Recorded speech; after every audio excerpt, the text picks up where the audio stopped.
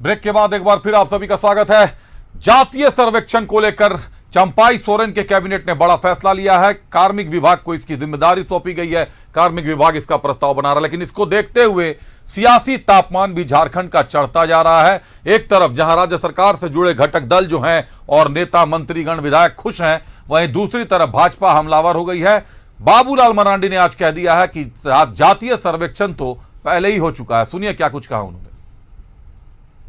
पहले से सर्वे किया हुआ है, जैसे आदिवासी यहाँ कितनी है, दलित यहाँ कितनी है, मुसलमान यहाँ कितनी है, ये तो सबको जान। उसके बाद शेष बचते हैं तो हम कहेंगे जिसकी जो सर्वे हुआ है, जिनकी हम सब जानते हैं कि किसकी क्या क्या पॉपुलेशन वर्गों की क्या क्या हालत है, उसको सरकार को ठीक करना और बाकी को भी सर्वे करना। कोई हम उसका कोई विरोध तो नहीं कर रहे हैं, लेकिन हमने कहा कि सिर्फ राजनीति करना उसका कोई मतलब नहीं हो। भाई ट्राइबल में भी यहाँ 32-33 जातियाँ हैं, सर्वे पहले से किया हुआ है किनके क्या पॉपुलेशन है, किनके। दलितों के भी जो जातियाँ हैं वो भी, मुसलमानों के भी, वो सारे इतना तो बिल्कुल किया हुआ है। जो आरक्षण की हम बात करते हैं, जो हम सरना धर्म कोड की बात करते हैं, तो वो सारी चीज़ें इसके साथ इसमें निहित रहेंगी। तो वो हम लोग के कैबिनेट का फैसला आ गया है। हमारे मुख्यमंत्री जी का हम धन्यवाद करते हैं कि उन्होंने जो हम लोगों ने संकल्प लिया है पूरे देश में इंडिया गठबंधन ने कि जातीय जनगणना होनी चाहिए, उसको आगे बढ़ाते हुए उन्होंने एक कदम झारखंड में बढ़ाने का। रुक करते हैं, हमारे सहयोगी राजेश हमारे साथ जुड़ रहे हैं। राजेश, बाबूलाल मरांडी ने आज बड़ा बयान दे दिया है। कह रहे हैं कि जातीय सर्वेक्षण तो पहले ही हो चुका है, आदिवासियों की, दलितों की, मुसलमानों का जातीय सर्वेक्षण हो चुका है। तो ये कब हुआ था आखिरी सर्वेक्षण, क्या आंकड़े निकले थे राजेश?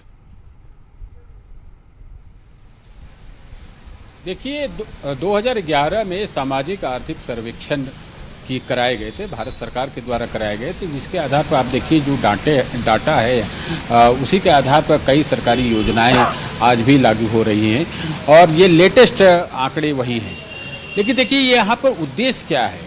आपने देखा कि बिहार में 2 चरणों में वहाँ पर जातीय सर्वेक्षण का काम हुआ, फेज 1 फेज 2 में काम हुआ और इसके लिए एक बड़ी मानव संसाधन लगाए गए थे और सबको कैटेगराइज करके कि आखिर कौन कौन जाति है, वो उनकी संख्या कितनी है।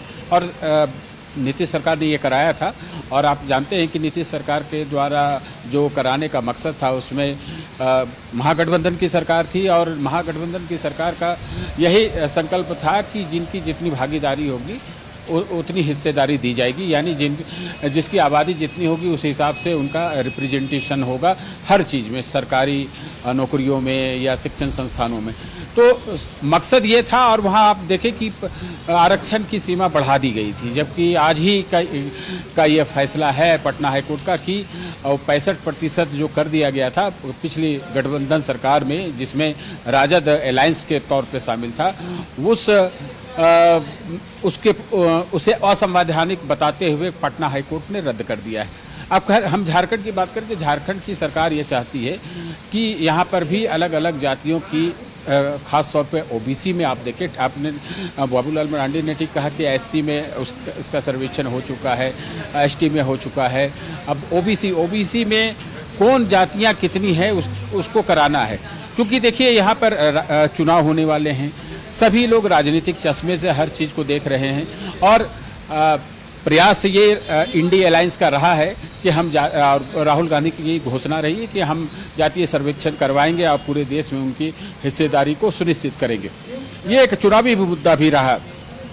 लेकिन यहाँ पर की बात है कि बीजेपी का कहना है कि ये क्यों रोका हुआ था, आज नहीं।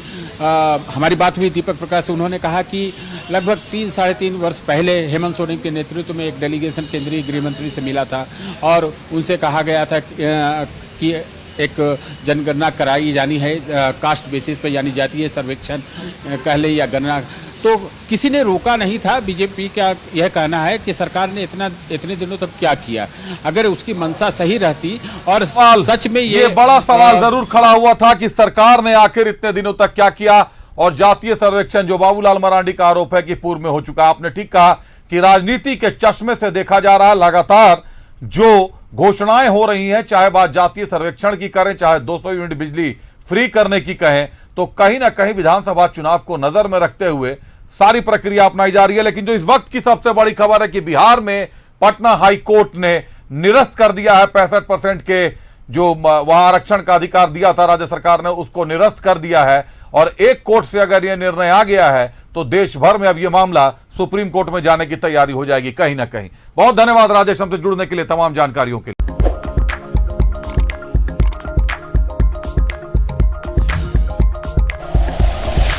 Like and share videos, subscribe करें हमारा चैनल और प्रेस करें बेल आइकॉन। न्यूज़ 11 भारत, सच है तो दिखेगा।